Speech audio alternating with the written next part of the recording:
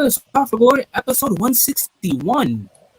Yes, we are 161 episodes deep in the Software Glory. We are about 48 hours removed from WWE Payback. We are 24 hours removed from AEW's All Out. But this is the WWE Payback review. So before we even dive into 30 miles per hour head first into this, an introduction is always a must. I'm Enigma before. I'm smooth. And this is the WWE Payback. So remember, guys, we don't give a fuck what the card order was. This is our order. So starting us off is LA Knight defeating The Miz with John Cena as special guest referee. Yeah. I'm guessing. Why do you think they put Cena as the ref? I was just like, hey, spot the show. It's John Cena. It's John Cena. Yeah. If we can get John Cena on commentary, we would do it. Yeah. I guess since you had him as the fucking host and he was advertising him, you got to use him to some capacity. I saw something about the match between LA Knight and Miz went 15 minutes, and someone in the comments said, "You guys made Miz go 15 minutes. What the fuck?" I mean, and I'm not gonna. It was what? It kind of made me think. I was like, wait a minute, does Miz naturally go long?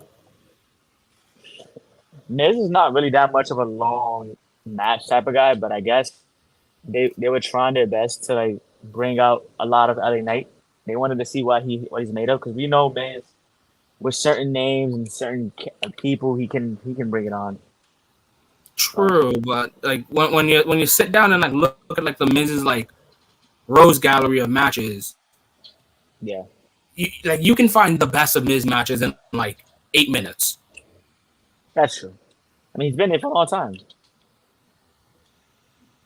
Like now that I'm actually thinking about it, since people started like bitching about it or at least acknowledging it, like it was like, wait a minute, Miz went like 13 to 15 or 16 minutes. I'm like, oh wait, I don't think it ever goes long. But in all, I don't know where this goes after, because it's a Raw guy feuding with the SmackDown guy. John Cena was just there just to be there. Honestly, I would have had him on commentary if anything. But so I mean, it wasn't that much of a good match. I don't think it was necessary for 15 minutes long. I could have understood if it was like 10 max or 8 minutes max. It didn't need a whole 15-minute match from this match. Exactly. But you know what? Congratulations, LA Knight. Now, what I hope is next for him is maybe after Rey and Santos and Austin Theory all get that U.S. title stuff situated, maybe LA Knight gets back in the fold of things. Yeah. I think this is just a little tough for LA Knight, and he kind of succeeded. I mean, what more can you really do with a guy who fights a similar style to you? Like, they're not the same wrestlers, but if you get what I'm trying to say, they're very similar. They have very similar safe style wrestling. Very limited as well. Yeah, that's perfectly said. But LA Knight the best he could. Huh? I said, you were saying? I said LA Knight did the best he could. He did the best he could with what he was given.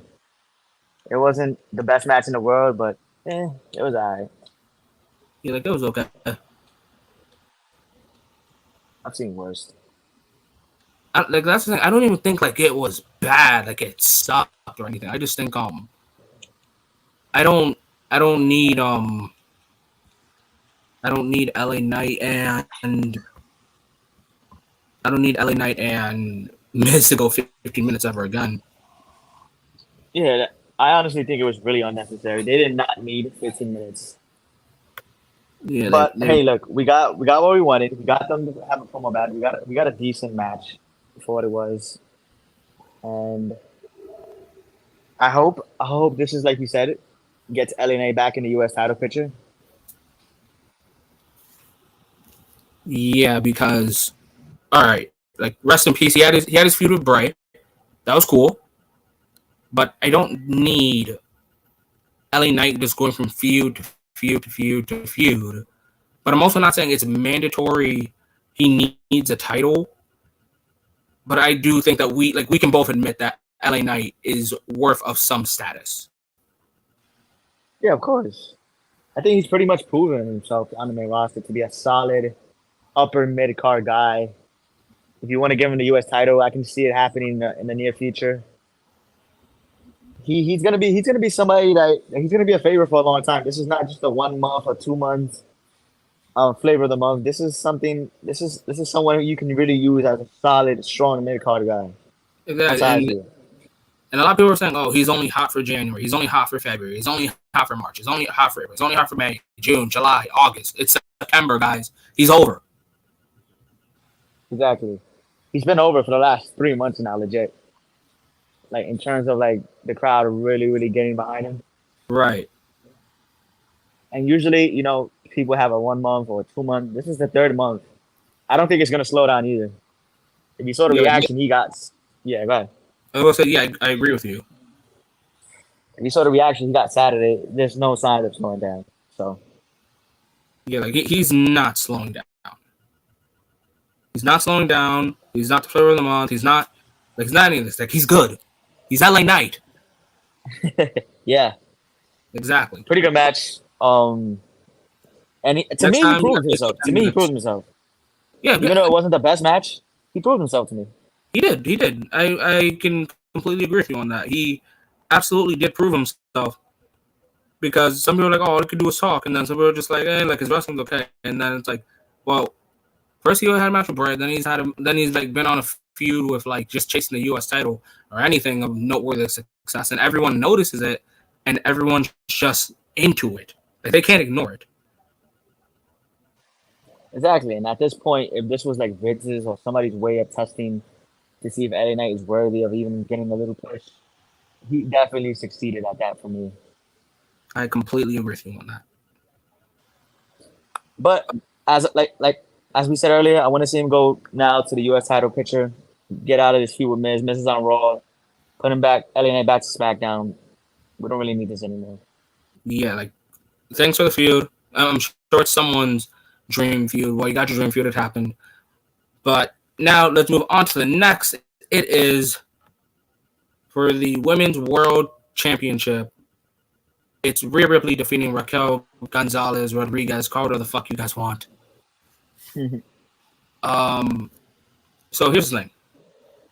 A lot of you guys will say Miro versus Powerhouse Hobbs was your big meaty men slapping meat match. I'm not gonna. I kind of felt that same thing with Raquel versus Rhea. It was just a power match. Like that's what it was to me. Yeah, this is something like unusual. Usually, the women on the rosters are very small, very short, and this was like it was strange. This is the first time I think in a while where I see two women on any wrestling roster where they're beyond like high expectations, I guess. Exactly. Like they're above height expectation. They're not large. Yeah, You know, they're basically built like Beth Phoenix but taller. exactly. Yeah, I kind of feel bad for them because they were thrown in a spot on the card where it's like, damn, how the fuck did we follow up on that? Yeah, I forgot what match it was before, but it was just like, damn, y'all can't It keep was a up. tag match. There we go. Yeah. Because like right after Judge did one of the tag titles, then I think it was like 1 match or 2 matches after Rhea came out again. Yeah, and this on paper, you ask me, could have been a good match any other place on the card. I think it could have opened. Yeah, it could have opened. It could have been a solid, good match on the card. But the fact that you had it after that tag match, and I think it was the Cody segment and then this match, right? Yeah. It was the Cody segment. There we go. Yeah, it was the Cody segment and then this match. So he kind of got placed at an awkward It position. was at a disadvantage. Yeah. So I don't really blame them from having not such a good match. And if you ask me, this is probably the worst match of the night. Yeah, for me, it's either this or the Miz match. Yeah. I feel But like this one because they. Yeah, go ahead.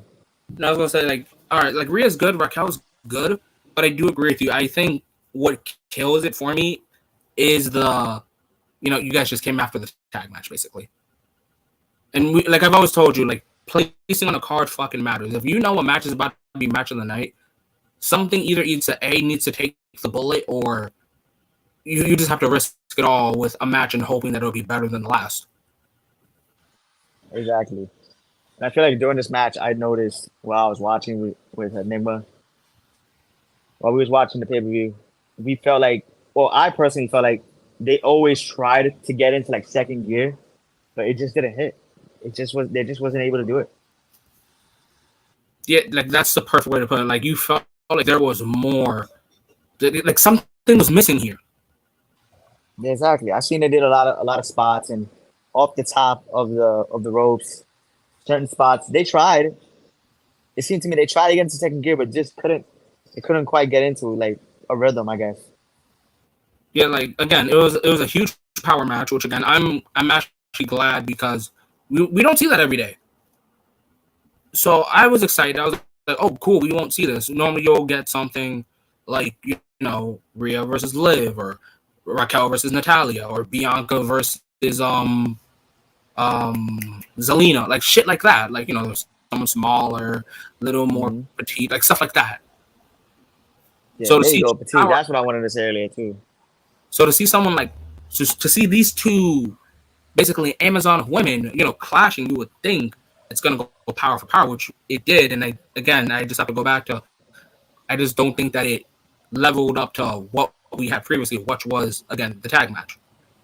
Yeah, and they tried to like, all right, let's calm it down with this segment, but I feel like even the segment didn't hit because of that tag match. So Yeah, like you needed something for us to calm down from that tag match, because that tag match was epic. Like I can't exactly, even but lie. yeah. But what do you think this feud goes? Do you think it continues? Do we I see it think it again, or continues because again, I can see this being more than a one-off. Raquel, without a shadow of a doubt, is a future women's champion. Um, if Rhea, how many days is Rhea in now? Like 100 something now. pretty Like, much like around 100 days, 100 plus days? like if right now we were told Rhea's losing the title before Christmas to Raquel, I would be okay with that.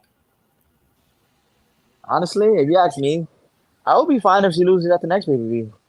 Yeah, like I said, I before think that's a Christmas. pretty decent, like 6 months. That's a long enough title run. You don't need to have a 9 month, 8 month title month reign. I mean, Yeah, but so again, congrats Rhea Ripley on defeating Raquel Gonzalez. Now we move on yes, to what's a good title for this one? For an unexpectedly amazing match, it is the steel cage match. Becky Lynch defeating Trish Stratus in a match that you and I both at first could not give two shits about until they kicked it into second gear. yes, this match was really really good. It really, really personally, if you ask me, they put on a fucking classic steel cage for women matches. I don't think we ever seen one like this. This is probably the best women's steel cage match. Yeah, this has to be the best one. Yeah, I think and what takes it yeah, away from me is like you already know, Smooth. I don't like steel cage matches because you have to suspend way too much disbelief in how easy it is to escape a cage. I personally would prefer to Hell in a Cell, but this was fucking great. it really was. And I like how they made the most for what they had. It was a steel cage match, and you would think it would be a basic, just throw me to the cage and have me screaming into the cage. I realized that'll be lately in a lot of women's like matches when they replicate like the elimination chamber and like other matches like that. They try to have too much camera shots of the women screaming of pain, like you didn't need it here, and I'm glad Yeah, they didn't use it exactly. They did what they had. They used what they had, and it was just talent. It was brutality. Like it was just showcasing this is a steel cage match. We're gonna kick each other's ass in the steel cage match, and we're also gonna try to escape the steel cage. Yes, and a lot of good spots. The top of the cage where fucking Becky they basically got Trish in a fucking leg lock. I really enjoyed that fucking that spot because I honestly felt like Trish could have honestly fell if her Yeah, balance wasn't right. I was also thinking about this as I was watching, but I also had to pause myself because there's a spot where Trish is about to like win, and I think Yeah. because I tell myself I would do this, um, Yeah. it kind of like killed me until I realized, wait, but Trish isn't me. I think she was like not a scary like distance from the ground, but at some Yeah. point when you're climbing down the cage, I do think you can say fuck it and jump. Yeah. Just jump. Yeah, That's what I like never understood about these matches. but again, like I tell myself, okay, I know way too many people that are afraid of heights. Exactly. Not everyone would do that. And a small jump like that could turn into a serious injury. Believe it or not, Exactly. could tear your ACL. That's why it took me out for a minute, but then I realized, wait, Trish isn't me. Especially at Trish's age. If she was young, I Exactly. definitely would be like, "Go ahead, do Yeah, it." just jump. Like if she was in her mid 30s, mid 20s, yeah, go for it. Yeah, she's in her mid 40s, so it's completely different. So different. But But I enjoyed it for what it was. Everybody's expectations were like, "Wow," because everybody just wanted this look feud to good in fucking this. end because Becky of how looked good in this. terrible it's Zoe been. Starks look good in this. Zoe Starks, I Like guess she did.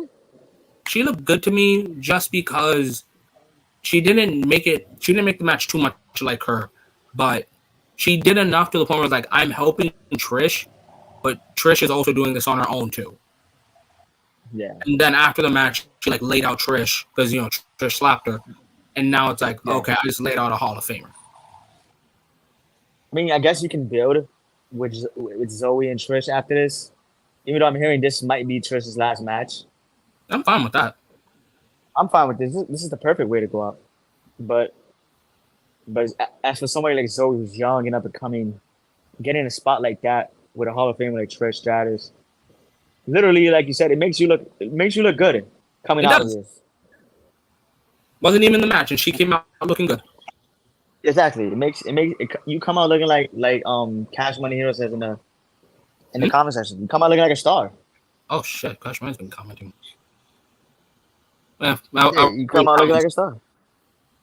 You come out Yeah, looking she like a did. star. You come out looking good because think about it. A Hall of Famer gave you the right to put you over, even though it was in a small spot. She still gave you the right and the okay to do it. So it makes She you look still good. did it. She still did it. Yeah. What do you think they can build with Zoe Zoe. Starks after this? Yeah. So I actually want to see. Well, first off, I've been thinking about this for the longest time. I actually think Zoe's on the wrong brand. I've been telling myself that Zoe can do stuff on Raw, but as like I've just been watching, like Zoe's attitude, how she's more of a brawler, and she's more of a like smash heavy style. I kind of think she'll be great on SmackDown. Like I could You see know, her yeah. feuding with a Bianca. I could see her feuding with a Shotzi. I can see her feuding hell with Damage Control Yeah, Bailey, a EO, a and Cody. Charlotte, even a Charlotte, and is Shayna Baszler on SmackDown? No, right? No. She's on Raw, but I don't know what the hell they're doing with Shayna Baszler. Yeah, I mean that's a match I kind of like what kind of intrigued me to like watch. I wouldn't mind watching that with the correct build instead of just throwing it on a random Monday Night Raw. Yeah, like that. That's perfect. Yeah, so I can see WWE building Zoe Stark with momentum after this. She did look good. Becky, she can finally move on. Trish can move on. This closes the chapter of their little summer feud. That was, to be honest, not really good, but the match made up for everybody talking shit. Tell you that much. Oh yeah. I can agree with you on that one. But now let's move on to our next match, and that is for the U.S. Championship. It's Rey Mysterio defeating Austin. Ooh, So ooh, I kind of forgot about this match in England. so here's the thing, and I'll be brief about this because there's not really much I can say about this match. Well, there's a positive and a negative. So the positive here is this match had a lot of is Santos going to turn? Is Legado del Fantasma going to turn? Like there was a lot of anticipation for that. And then the negatives is like as the match is going, it kind of hits me in the sense of this could have been the SmackDown match, and and Chad Gable versus Walter could have been the payback match. Yeah, I literally was just gonna say that. This could have been on the SmackDown before Payback, and Gunther and Chad Gable could have literally just been the spot right here. Like the match was fine. Like as someone that is a huge diehard Rey Mysterio fan since I was 5 years old, it makes me so happy to see him to be this good at this age in 2023. Exactly. Yeah, And he's very dominant. Austin Theory is just getting better with age. Dude, every time I see Austin Theory, I be like, this kid got it, man. He's literally up next. Give him like a good 4 more years, and he's gonna be in a main event of a huge pay-per-view. Yeah, that's all. Theory has it all, man. If you ask me. But again, not much Solid, to say. Congrats to decent match. Congrats to Ray.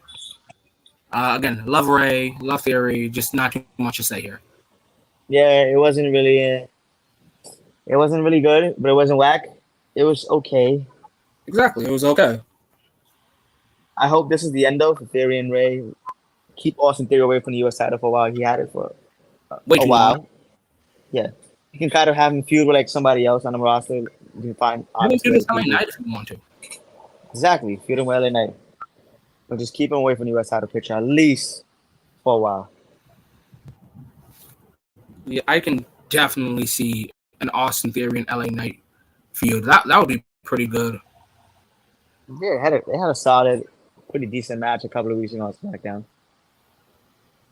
Now, next is, and guys, I know what you guys are thinking. Why isn't this the main event? Fuck you, that's why. The next match is for the World Heavyweight Championship. It's Seth fucking Rollins defeating the King of Strong Style, Shinsuke Nakamura. Another match. Yeah, go ahead. Go first. So this match was unexpectedly good as hell. Like it was the same thing as Becky and Trish for me. I thought, okay, this is gonna be fine. It's gonna be okay. No, this was great. This was better than I was hoping. Mm-hmm. Hello? Yeah? You were gonna say something? No, I said yeah. I was agreeing with you. So again, we saw strong style. We saw Seth Rollins struggle. We saw Seth Rollins go through adversity here. So one of the things I fucking popped for when I went on rewatch was apparently Seth had a fucking Rainmaker. That was funny. So that was kind of common. But I'm not gonna lie, they fucked up when they had Shinsuke hit a King Sasha to the back of Seth and he didn't pin. They fucked up for me on that. Because, Smooth, I think it was like during the entrances, I said if Shinsuke wins, he has to hit a King Sasha on the back of the head, right? Or like to the back.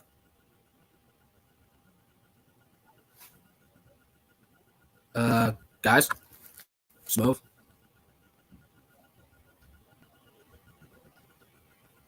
But anyways, guys, so I was thinking, okay, Shinsuke's got it if he hits the King Sasha to the back, or the back of the head. Because it looks a lot more brutal, a lot more badass that way than, to the face. It's out of nowhere to the face, but it's brutal as hell. Looks like Smooth disconnected, guys. Don't worry, guys. We'll have Smooth with us shortly. So, again, it looks badass in the front. It looks badass in the... It looks badass in the front, out of nowhere in the front, but it looks brutal to the back of the head. If you guys need any further examples, I recommend you watch any Shinsuke match where he goes for the back of the head, King Sasha, or Bame, however you guys want to see it. But I do think if Shinsuke would have hit the King Sasha back of the head twice, we would have had a new world champion right now. Personally, I believe that. Did the wrong person win? No. And yes. Okay. One moment, guys. We put back Smooth. All right, dude. You good? Sorry about that. I had a call. It's all good. So I was just talking about how Shinsuke basically had the one. If he would hit the King Sasha in the back of the head, Yeah.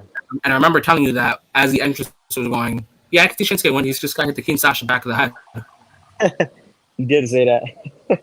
And he did do it, but then I guess he got, yeah, I think Shinsuke got a little too hyped, got a little too excited, and he was like, I'm going to do it again, but I'm going to do it to the face this time. Exactly. But I would agree with you before I got cut off. Right. I would agree with you that this match unexpectedly was better than what I expected. I did not think much for this match. I didn't think it was going to be like as good as it was. But I will say this: I'm just glad it was because Shinsuke lately, like over the past 3 weeks, Triple H, whoever's in charge of him creatively right now, has been booking him. has been booking him really good and making him seem like such a believable guy again, like he was back in the NXT days and 2018 days against AJ Styles. Oh yeah, hell, I felt a little bit. I felt a little bit of NXT Shinsuke. That's what I'm saying. Yes, he's been getting a lot of NXT shade of Shinsuke from NXT, and it's a really good look for him. It makes him feel special again and important, not just another opponent and another contender. And I'm glad the feud is going to continue after what I saw. But Seth Rollins though, really good, man. Fucking really good. Like if we had to name a title the Workhorse Championship, it would be the WWE World Heavyweight Championship and Seth Rollins as its holder, because this man's just going through it as a champion. The dude, Seth Rollins, reached 100 days today and has 25 defenses. Look at that, guys. 25 defenses. 100 days. Already. So he's backing up what he said. But now I'm overall good match. Wondering about. So we just hit 100 days. And I think Seth Rollins is too good to lose at some random show. So I think the next time we get the opportunity where Seth has a chance of losing it would be the Royal Rumble, actually. Or probably a Survivor Series. Oh, yeah, I forgot about Survivor Series. Had like Damian Priest or yeah. I forgot about Senior Mr. Money in the Bank. That's good. That's good. I like when Mr. Money in the Banks make me forget that they have the briefcase. Yeah. Or like you said, it could happen around Royal Rumble time. I do see, sadly, for those Judgment Day fans, a breakup coming. You can get a Damian Priest winning the World title at the Royal Rumble. Finn could probably get his WrestleMania moment against Damian Priest. I like the sound of that. I really do. If you want to stretch it that far, that wouldn't be that bad. But be on and end all, congratulations, Seth Rollins, on beating Shinsuke and being the absolute fucking workhorse that you are. Exactly. Really solid match. I'm glad it's continuing because now we get to see more of the old Shinsuke. And yeah, I'm kind of just curious as to where this goes on. But that's a talk for a different video. So now it's time for the main event, guys. And I noticed that even though we're 2 days after Payback, the number of views that we've been getting is between 4 and 5. So we appreciate the guys that are commenting, not commenting, viewing, sharing with their friends, cousins, aunts, grandmas, dogs, moms, dads, whoever the fuck you guys want to share talk for. Daughters, son. All that don't matter. So thank you for that. But of course, guys, don't forget to drop a like, drop a sub, turn on those post notifications. You guys don't want to miss anything me and I'm gonna have to share with you guys. So yeah, let's get into it, man. So before all that, again, guys, remember, if you guys want to follow myself and Young Smith and our socials, here it is. I don't feel like listing it all down. So you guys just screenshot it. You guys pause the video. You guys do whatever the hell you guys want. Just remember to follow Talk for Glory everywhere, because we are everywhere and we run the fucking world. And another thing is, since this is the main event, because this is the main event, yes, this will get the Talk for Glory star rating.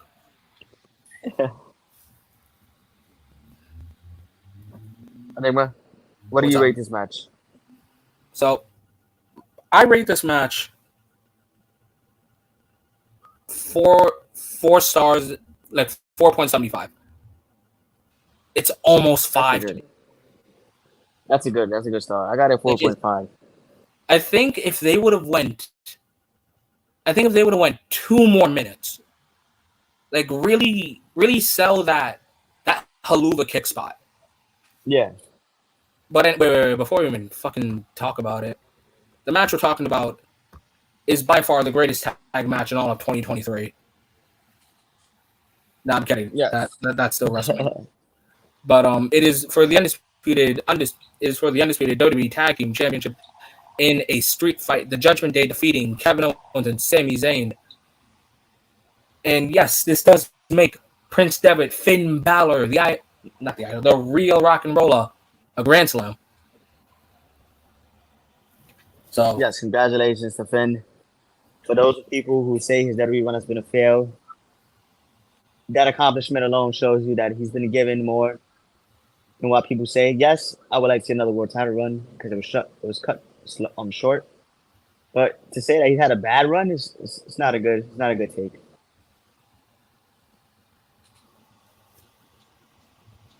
what I was gonna say. All right, guys, forget the Bullet Club. Now Finn's in the Grand Slam Club. Yeah. But there are so many of my favorite spots in this match. Can we just talk about how Kevin Owens is such a fucking savage? Oh my god, we'll get to that swanton, but holy shit, can we talk about how in the first 2 minutes it's a straight fight, and we talked about it when we were watching it. This is what we like. We like seeing street fight attire. Yes. Street fight attire. The tornado tag aspect was pretty dope as well. I like how it's tornado tag, not the basic. You stand on the rope, I stand on the rope, and we just have no holds barred. Because we said that a couple of times recently. They have a stipulation, and it's still like the normal. I never understood tag. That. Like if it's no DQ, it's tornado. Exactly. I've never, and I've seen that. I think what was it? The 3v3 was the Shield versus Drew, Lashley, and Baron Corbin, where it was like no DQ, or I think it was like Evolution versus the Shield, and it was no DQ. Mm. But I was like, why are you guys tagging each other in? It just may as well be a street fight together. Exactly. So this match kind of had that. Yeah, I do like how Kevin Owens was savage tonight. I mean, at Payback, the dude literally put his body on the line. He was bleeding. He was fucking every fucking move he sold was fucking amazing. Kevin Owens not his shit. I will say that Kevin Owens was really on his shit for this match. Oh man, dude, Kevin Owens is the MVP of this. And the blood made him look more badass, bro. Dude, I don't know when he started bleeding, but when I remember when him and Sami Zayn popped up behind Judgment Day, and you just see like a bloody Kevin Owens, that sold the match for me. Exactly. You seen the tribute to Terry Funk that him and Sammy gave? Dude, that was perfect. Fucking Terry Funk would be smiling at that. Terry Funk was definitely smiling. Any bumps and moments from Judgment Day that stands out to you though, Nigma? That you enjoyed? So what stands out for me is I don't know what it was about Damian Priest, but the way he delivers choke slams, or the fact that that's a sit out choke slam, does it for me. Just perfection. And then Finn, whenever he delivers those shotgun drop, especially like under adrenaline, because we can act like you can move at a different speed based off of either A, adrenaline, or B, setup. And I like how when Finn delivers drop kicks, shotgun drop kicks, they're either setups or adrenaline. So it can go fighting. You're in the corner, and then Finn's amping himself up, shotgun drop kick. Or you can just, slug your way to the corner, and Finn's just like, oh, yes, this is my moment. I'm going to go for it. And then bam, shotgun drop kick. So I like seeing that within Finn. And I liked the fact that there wasn't any misunderstanding between Judgment Day and hell. Finally, right? And hell, I may as well say like the hidden MVPs were Jordan Devlin and Dominic Mysterio. Not definitely. I would say I agree with you about the chokeslam. Damian Priest, my favorite spot from a Judgment Day group member was when he chokeslammed Sammy through those fucking chairs. That looked brutal. Oh my god, that did look brutal. I remember watching it with you and our friend. We were just all like, "What the? Like, damn!" We was like, "Ah!" We were in awe, like of the moment, Dude, like that that shit. that Oh like man, made me like I ain't gonna lie, a little bit squirm because I've seen that chair spot a couple times and damn, it looks like it hurts every single time. exactly. But that certain spot, you can hear the impact of his back. That's what made it, I guess, a little worse. Yeah, that was the chokeslam spot I was talking about. Where I don't know what it is about Damian Priest's chokeslams, where it just like it clicks for me. Yes, he has one of the best chokeslams. Very underrated chokeslam, and nobody really talks about it a lot. And how tall is Damian Priest? What, like 6'3", 6'4"? Yeah, like a 6'4", 6'5" type of guy. Like, he doesn't have to be a 7-footer. He doesn't have to be Kali. He doesn't have to be Big Show. He doesn't have to be Matt Morgan. Taker, It's yeah. Taker. Like it's just such a good chokeslam. I'm not gonna lie, he's a very athletic big man for his height. For his height, Damian Priest is very, very athletic, bro. Oh my god, the man is fucking mobile. And I feel like that's why a lot of people, including WWE themselves, probably was like, you know what? Let's give this man the money in the bank and potentially could be a world champion. Because he has everything you would want in a big man. Exactly, and it's like if you want speed, he's got speed. If you got height, he's got height. If you want power, he's got power. Exactly. You know, I'm not gonna lie. Athleticism, he got it. You know, it might be a little too soon to say, but Damian Priest is built like a world champion. He is. And it dates back to when WWE pulled the trigger with him, giving him the ball to run with the Bad Bunny situation. Ever since then, he's been like one of the top, like potentially good big men. Yeah, like we can see him as a world champion. What has Damian Priest won the IC title? No. Okay. So he's a former United States and a current tag champ and a future world champion. So Grand Slam's a while away, but Triple Crown might not be that far. Yeah, exactly. But let's talk about Sami Zayn and Owens. Where did they go from here? It's kind of sad that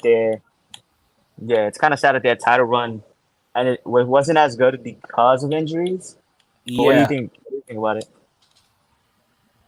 I think they go back to singles for now. Yeah.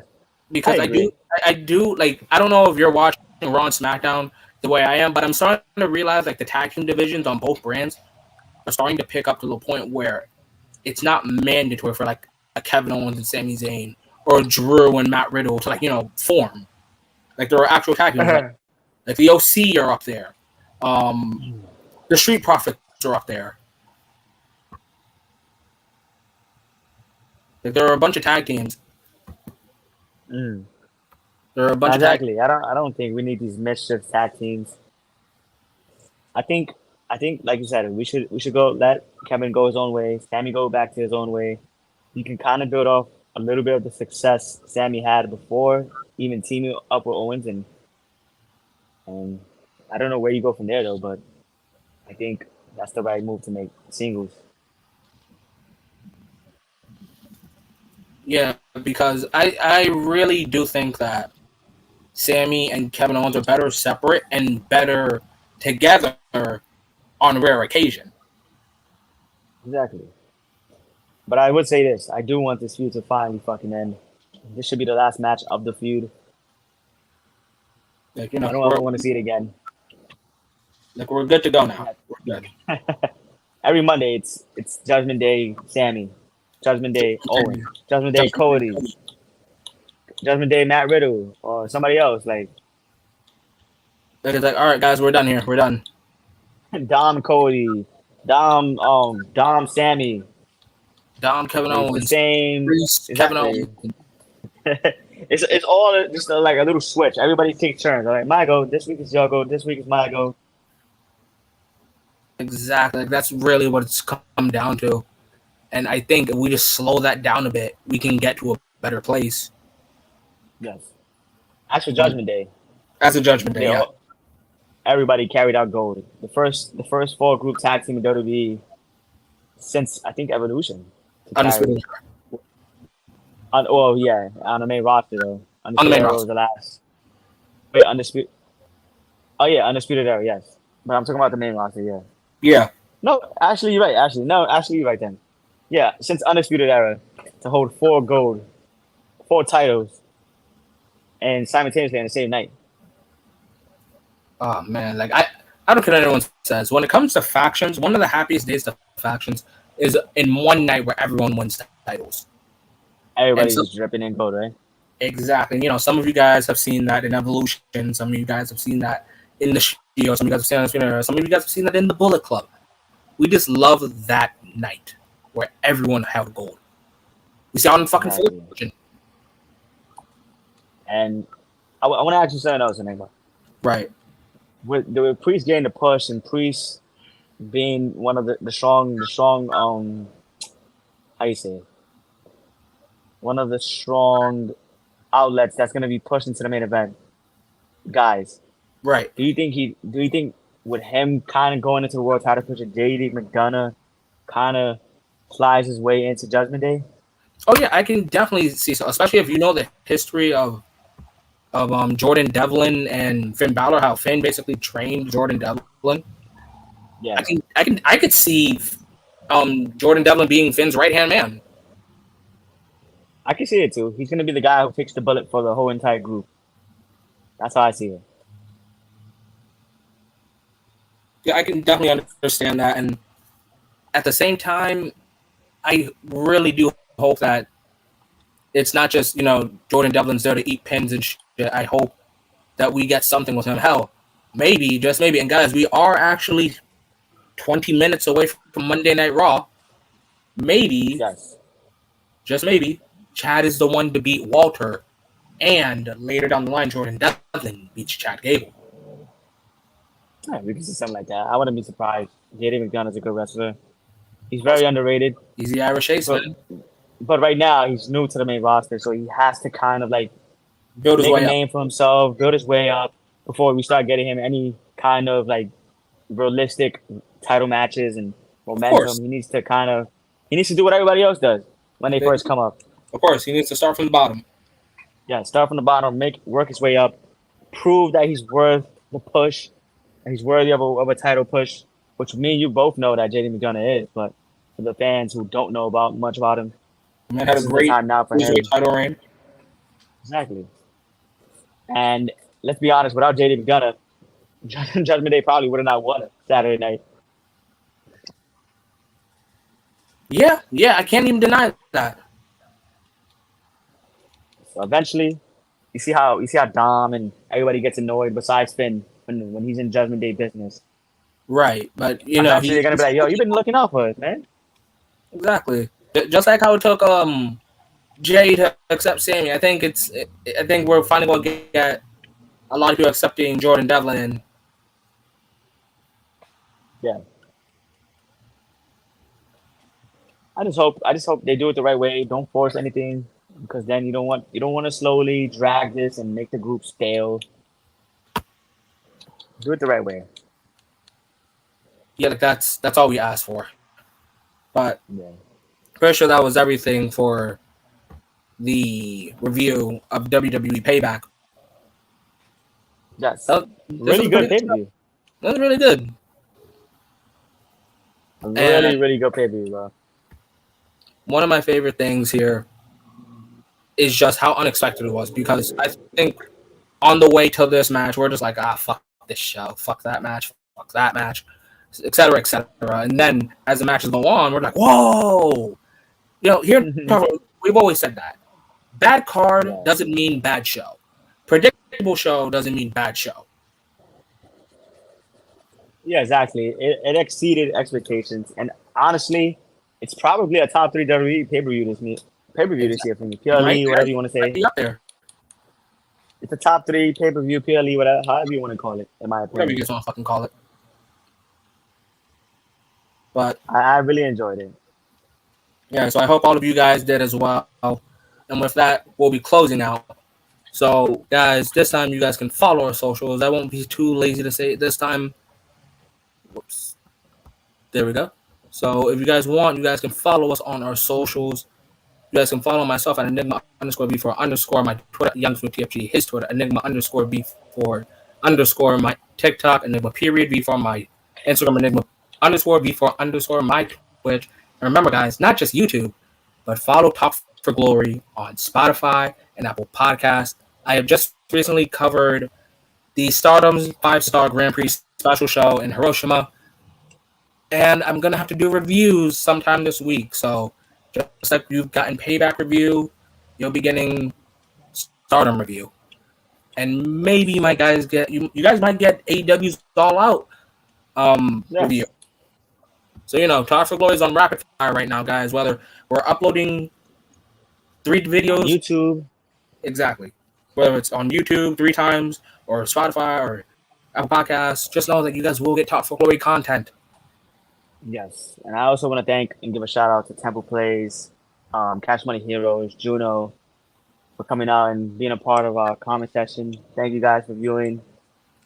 Yes, and thank you. Into our podcast. Yep, thank you guys. Thank you, Cash Money. Thank you, Temple. Thank you, Juno. Remember, guys, drop a like, drop a sub, subscribe, share this to everyone you know and love, whether you guys are fans of WWE, AEW. There is no fucking ratings for you fucking marks.